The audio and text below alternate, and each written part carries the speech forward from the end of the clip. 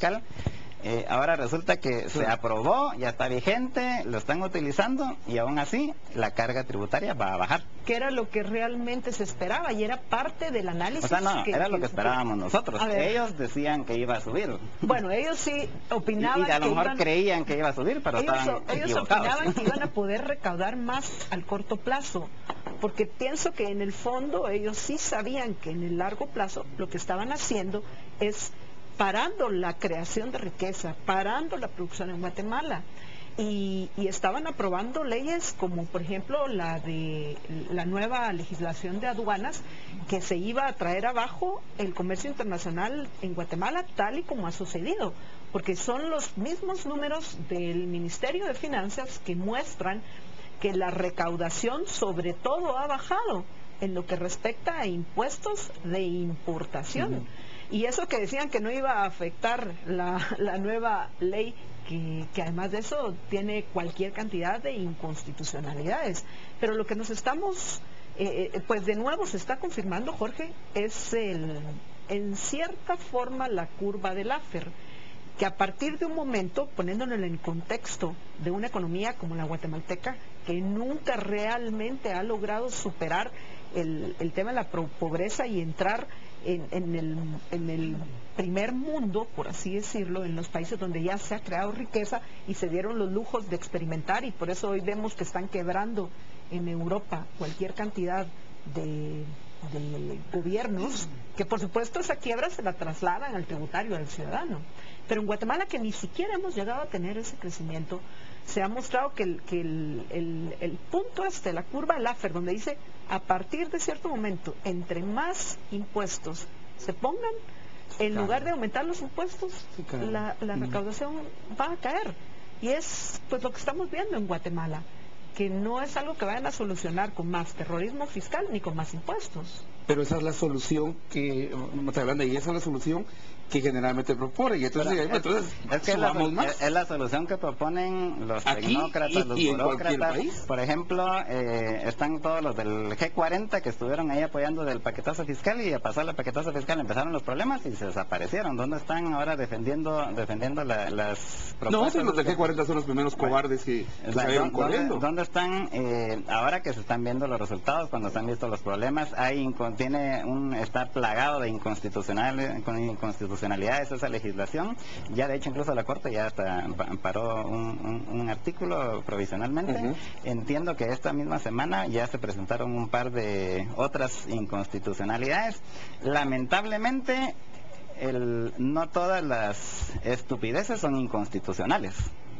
¿Qué quiere decir esto? Que hay cosas ahí que son estúpidas, pero que no son inconstitucionales, entonces no lo van a poder votar con la Corte de Constitucionalidad, pero el efecto que está teniendo es el que ya estamos viendo de empresas que han cerrado. ¿Se están yendo a otros países? Empresas que se han ido a otros países. ¿O que no pueden importar? Sí, yo tengo conocidos que han hecho eso básicamente. Mira, antes importábamos todo aquí a Guatemala y de aquí lo distribuíamos a Centroamérica, ahora mejor nos llevamos toda la operación en Honduras y lo están importando a Honduras, y desde Honduras están distribuyendo.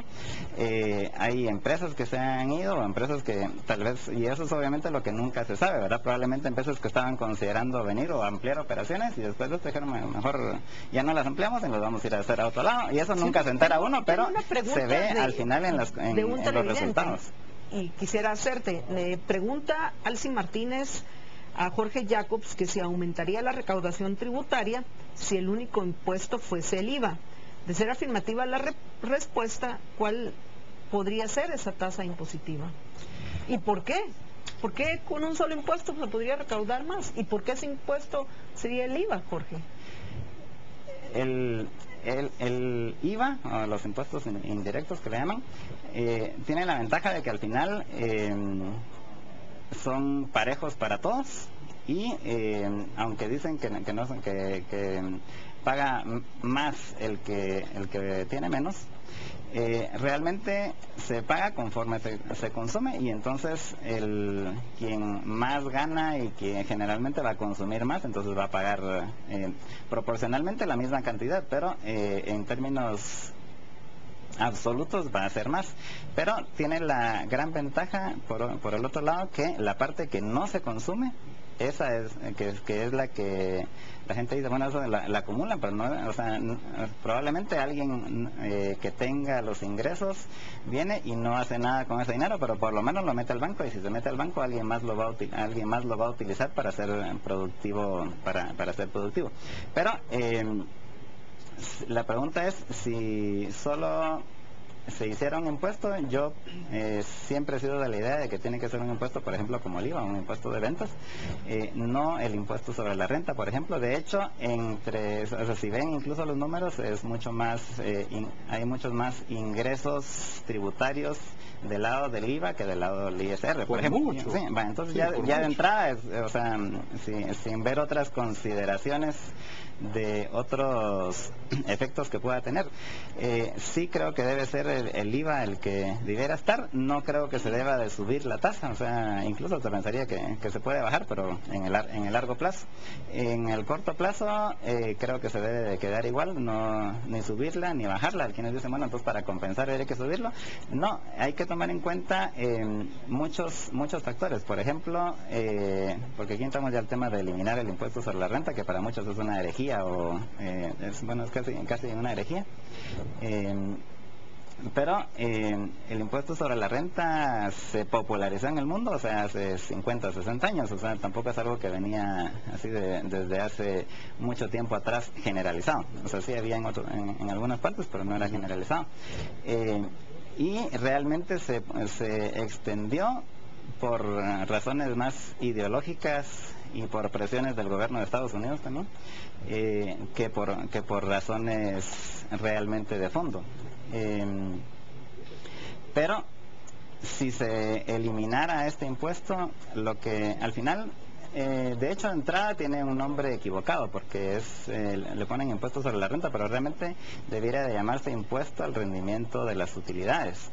¿Por qué? El impuesto al rendimiento de las inversiones, porque eso es precisamente lo que afecta, y a quien termina afectando, aunque siempre se ha vendido como que es el impuesto que se le pone a los ricos, realmente a quien termina afectando siempre es a los más pobres, porque el dinero que los ricos pagan en los impuestos se utilizaría de una forma mucho más eficiente si se invirtiera, y que al final pararía invirtiéndose, generando precisamente más empleos, porque para generar empleos lo que se necesita es más inversión. Entonces, ¿qué sentido tiene que si lo que queremos es que haya más empleos, que haya más inversión, lo que hacemos es ponerle impuestos precisamente a la inversión? Jorge, muchísimas gracias por habernos acompañado hoy. Amigos, quédense con nosotros unos minutos porque regresamos después de una breve pausa.